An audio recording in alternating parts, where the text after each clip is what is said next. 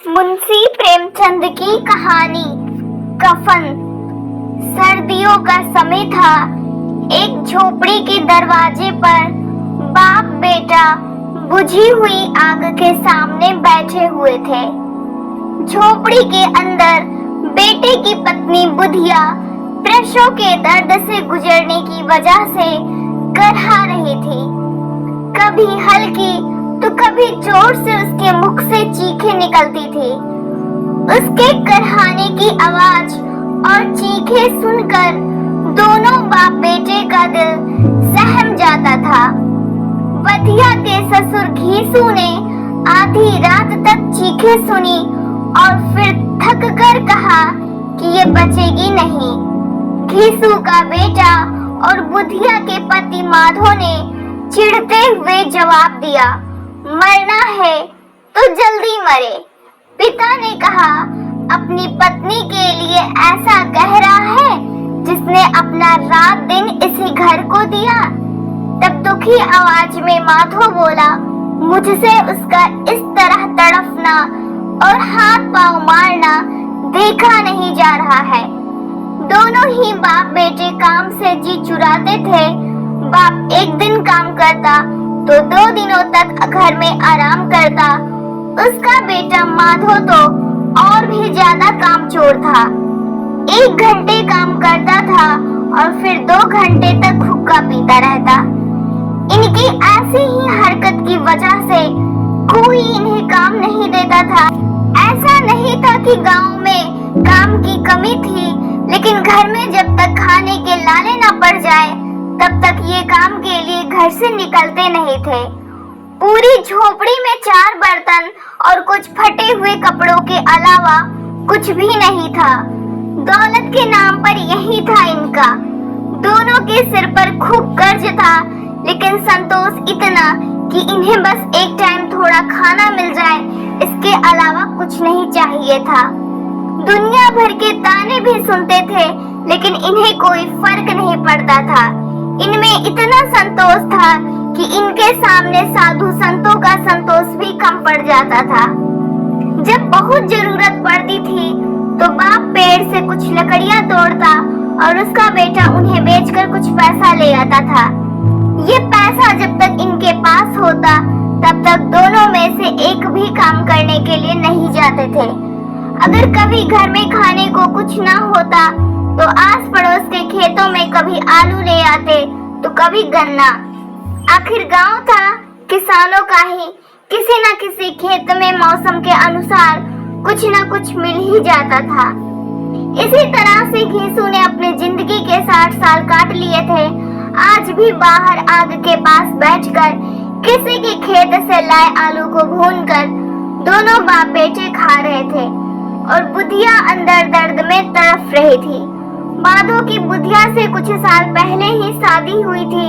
उसने घर को अच्छे से संभाल लिया था, लेकिन माधो और घीसू और भी कामचोर हो गए थे। अभी दोनों के मन में था कि बुधिया जल्दी से दुनिया चली जाए और वो आराम कर सके। आग में भुना हुआ आलू छीलते हुए घीसू ने अपने बेटे से कहा कि अपनी पत्नी को अंदर देखकर आ जाओ। कुछ हो गया तो पैसा भी नहीं है कोई काम करवाने के लिए। घीसू के बेटे ने अंदर जाने से इनकार कर दिया। उसे डर था कि कहीं उसका पिता सारे आलू खा न जाए। वो बोला कि मुझे डर लगता है, आप ही अंदर जाकर क्यों नहीं देख लेते हैं।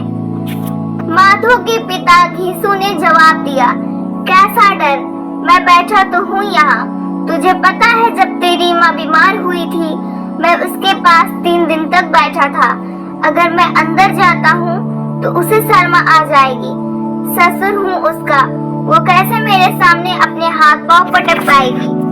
जवाब में माधो ने कहा, बच्चा हो गया तो क्या करेंगे, हमारे घर तो कुछ सामान भी नहीं है। माधो बोला, बच्चा आए तो सही एक बार, घर में भी सारा जरूरी सामान आ जाएगा, भगवान सब संभालेंगे। कल के दिन यही आस पड़ोस के लोग बच्चा होने पर बिन मांगे घर में ही चीजें देकर जाएंगे।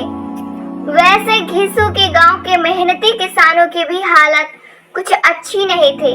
सिर्फ वो लोग ही पैसे वाले थे जो किसानों को दबाते या उनका हक मारते थे।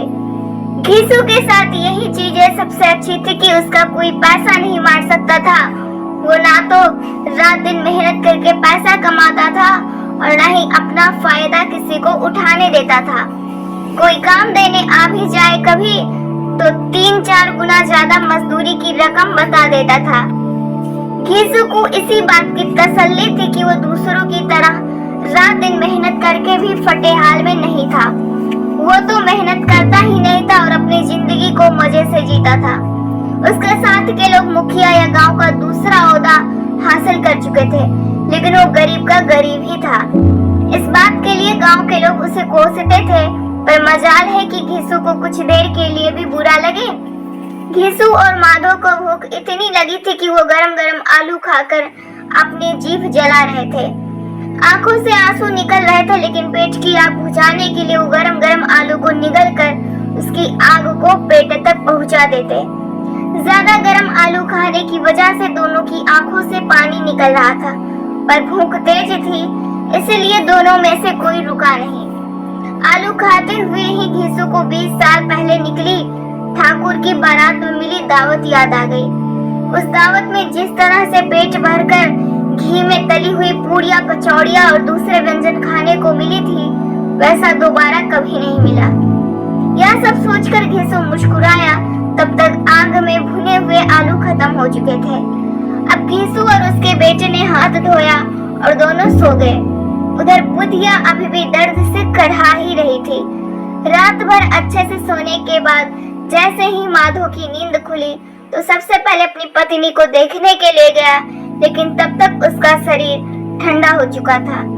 उसके पेट में बच्चे के मरने की वजह से बुधिया की मौत भी हो गई थी। माधव भागते हुए अपने पिता के पास गया और उसे बुधिया का हाल सुनाया। यह बताते हुए माधव जोर जोर से रोने लगा और उसका साथ देते हुए घीसू भी हाय हाय करते हुए अपनी छाती पीटता तो कभी सिर के बाल नोचता। इतना शोर सुनकर आस पड़ोस के लोग दौड़ते हुए आ गए। सबने बुधिया की मौत पर शोक जताया और चले गए। अब माधव और घीसू रोने पर ज्यादा वक्त बर्बाद नहीं कर सकते थे, क्योंकि उन्हें कफन और लकड़ी का इंतजाम करना था। घर में तो इतने पैसे थे नहीं कि इन्हें खरीदा जा सके। पूरा घर टटोलने पर भी दोनों को एक पैसा नहीं मिला। थक हार कर दोनों रोते रोते गांव के जमींदार के पास पहुंच गए। जमींदार को दोनों काम चोरी की वजह से बिल्कुल पसंद नहीं थे, लेकिन वो दयावान था। उसने सोचा कि अभी गुस्सा दिखाने का समय नहीं है, इसलिए जल्दी से जेब से 2 रुपए निकालकर उन्हें दे दिए। अब जमींदार ने पैसे दिए हैं यह सुनकर गांव के बड़े बड़े लोग भी मदद करने से मना नहीं कर पाए। सबने घीसू को कुछ न कुछ दे दिया। घंटे भर में घीसू के पास 5 रुपए, अनाज, लकड़ी व अन्य जरूरी सामान जमा हो गया था। बस अब जरूरत थी तो कफन की। दोपहर का समय था। दोनों बाप बेटे कफन खरीदने के लिए 5 रुपए लेकर बाजार चले गए। घीसू ने बाजार पहुंचकर कहा, लकड़ी तो मिल गई है, तो अब एक हल्का सा कफन खरीद लेते हैं। अच्छा, खरीद कर भी क्या करेंगे, उसे तो जलाना ही है। अब दोनों सस्ता और हल्का सा कफन खरीदने के लिए एक दुकानदार से दूसरी दुकान जाने लगे, लेकिन उन्हें सस्ता कुछ भी नहीं लगा। तभी माधव ने कहा, कैसा रिवाज है, जिस औरत को जिंदा रहते हुए अच्छे कपड़े पहनने के लिए नहीं मिले, उसे मरने पर नया कफन ओढ़ाना होगा। ये 5 रुपए पहले मिलते तो अच्छे से दवाई कर लेते, शायद आज वो जिंदा होती। सूती, रेशम, हर तरह का कफन दोनों बाप बेटे देख चुके थे। दोपहर से शाम हो चुकी थी, लेकिन दोनों को कुछ भाया नहीं। तभी उन्हें पास में ही एक मैखाना दिखा। दोनों वहां गए और पहले एक बोतल ली, उसके बाद खाने के लिए चटनी, मछली और तमाम चीजें मंगाई। दोनों ने आज खुलकर खाया, इतना खाया कि 2 रुपए खत्म हो गए। घीसू बोला, बहू को कफन ओढ़ाते तो क्या होता, जल ही जाता ना, कुछ भी बहू के पास तक नहीं पहुंचता, लेकिन आज इतना खा लिया है कि मन को तृप्त हो गया। उसे हमारी दुआएं लगेगी। बड़े लोगों के पास खूब पैसा हो तो वो नए कफन में फूंकते हैं। बेटे ने पूछा, जब लोग सवाल करेंगे कि कफन कहाँ है तो क्या कहेंगे उन्हें? घीसू ने हंसते हुए कहा, उन्हें कहेंगे पैसे कहीं गिर गए और खूब ढूंढने पर भी नहीं मिले। भले ही लोगों को विश्वास न हो, लेकिन कफन वो खुद ही ले आएंगे या रुपए देंगे। अपने पिता की इस बात पर माधव भी जोर जोर से हंसने लगा और फिर बोला कि बहुत अच्छी थी बुढ़िया, जाते जाते हमें खूब खिला गई, उसे स्वर्ग में ही जगह मिलेगी। अब बचे हुए पैसों से घीसू ने और पूड़ियाँ मंगवाई और साथ में अचार भी। मजे से दोनों पूड़ियाँ खा रहे थे। खाते खाते घीसू ने कहा कि हमारी आत्मा खुश हो रही है तो उसे पुण्य ही मिलेगा। माधव ने भी सिर हिलाते हुए हाँ कहा। कुछ देर सोचकर माधव बोला कि ऐसा भोजन कभी नहीं मिला था हमें, उसे स्वर्ग में जगह तो मिलेगी ही, आखिर उसी की वजह से हम ये सब खा पा रहे हैं। फिर माधव ने कहा कि क्या हम लोग भी एक दिन स्वर्ग जाएंगे? माधव ने इस मासूम सवाल का घीसू ने कोई जवाब नहीं दिया और कहा कि चुपचाप से खाना खाओ। वो इस वक्त ऐसी बातें करके अपना आनंद कम नहीं करना चाह रहा था। फिर माधव ने पूछा, अगर बुढ़िया स्वर्ग में हमसे पूछेगी कि मेरे लिए कफन क्यों नहीं लाए तो हम क्या जवाब देंगे? घीसू पूछने लगा, तुझे किसने कह दिया कि उसे कफन नहीं मिलेगा? बिल्कुल मिलेगा और बहुत अच्छा मिलेगा। कौन देगा? सारा पैसा तो हम खा गए, नाराज होते हुए माधव ने कहा। जवाब में घीसू बोला, वही देंगे जिन्होंने इतना कुछ दिया है, बस इस बार पैसे हमारे हाथ नहीं लगेगा, लेकिन कफन जरूर आएगा। माधव जोर जोर से रोते हुए कहने लगा, स्वर्ग की रानी बनेगी मेरी पत्नी, उसने बहुत दुख झेला है यहाँ। पिता ने उसे चुप कराने की कोशिश की और कहा, रो मत, वो दुनिया के दुख से दूर चली गई। अब दोनों खड़े होकर गाना गाने लगे, नाचने लगे। सब उन्हें देख रहे थे, लेकिन उन्हें किसी ने कोई फर्क नहीं पड़ रहा था।